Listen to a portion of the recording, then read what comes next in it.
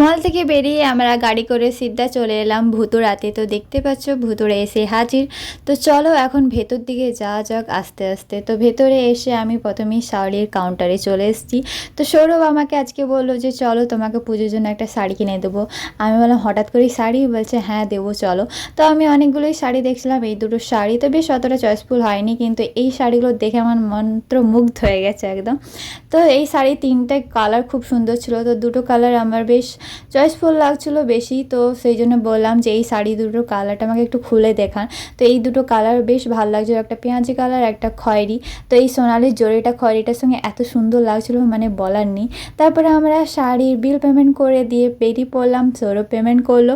তো আমরা এখন শপিং করে বেরিয়ে পড়েছি। তারপরে চলে এলাম ফুচকার দোকানে।